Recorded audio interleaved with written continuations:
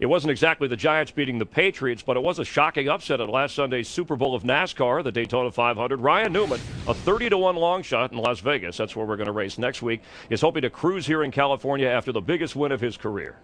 Ryan Newman in the 12th car. And here comes Newman. Well, he's going to win this race. Hello, Newman. And the driver of the 12 Penske Dodge down on the track with us or near the motor coach trying to stay dry. Ryan, thanks for being with us. So what are you hearing about the race today, and how anxious are you to get back behind the wheel? Well, I'm anxious to get behind the wheel, but more anxious to actually get done and get home. I didn't make it home last week, so that's going to be special in itself. But I would say today is going to be a day of adjustability. You're going to have to work with a track that's changing. Obviously, the weather's changing, and the two go together. So our All-Tel Samsung Dodge, I think, was decent yesterday in practice. We got 10 laps in, and we look forward to the race. I'm going to say hello, Newman, because that's all I've heard all week is hello, Newman, and certainly I heard it at the end of the race here at Daytona. But, Ryan, all of us drivers that have ever won the Daytona 500, we all talk about what this race means and how big it is. And if you haven't won it, you really don't have a clue. Tell us about what it means to you to have won the biggest race we have.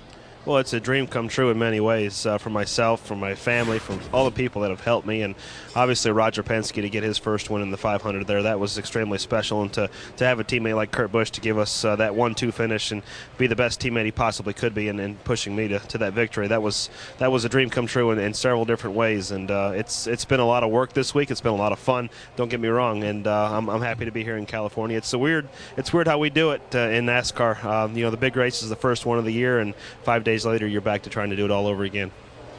Ryan, you bring that up, you're back to doing it all over again. How do you and your crew chief, Roy McCauley, how do you guys kind of put everything back in perspective? Because, again, you're not ending the season, you're starting the season. You started in a grand fashion, but now you've got to kind of carry that momentum and get yourself, in the chase for the championship, continue to win races. I mean, how do you get refocused after coming off such a high?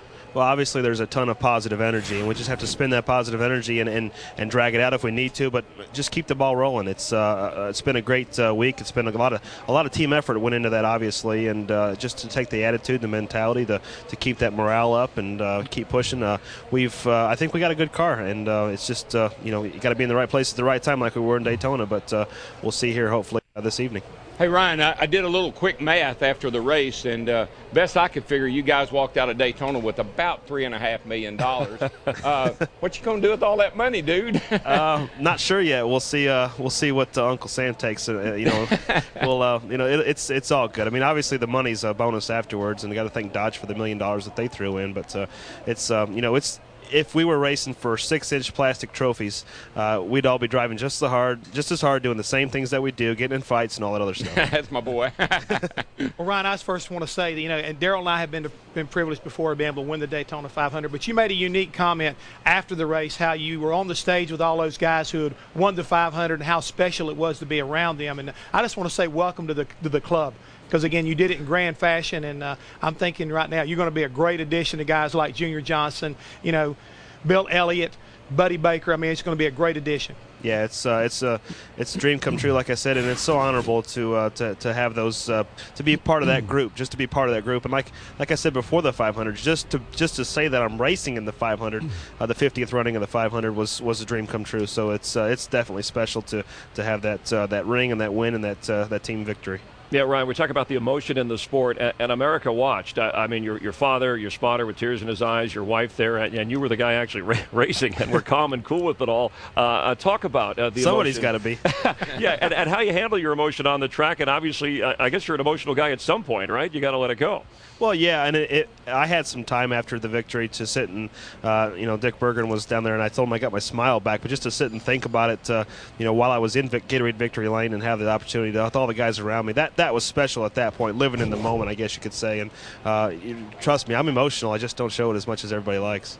Well, your schedule, I was going to say, is crazy. I mean, you've been on, radio shows? You said you weren't home. You went on TV programs. You were on Fox and Friends. Did anything stand out? Did the questions get tiring after a while?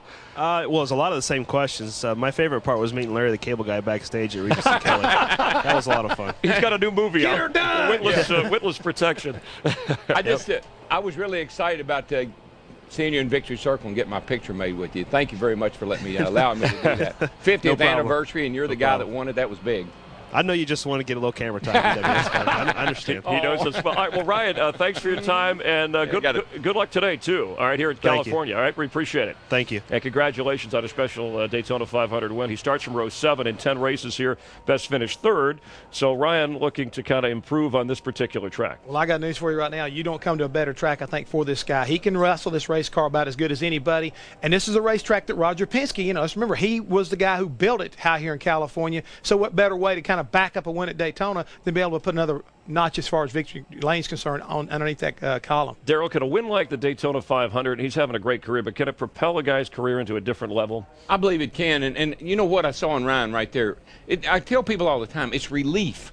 Man, I won the first race of the year. I'm off to a great start, and not only that, it was a Daytona 500. And the thing to remember about this race, just like Daytona, it's 500 miles. And it's just after one race, we go 36. Of course, 26 to get into the chase. Darrell, Ryan Newman, the points leader. And the interesting thing about that is first time in his career, right, that he's ever led in points.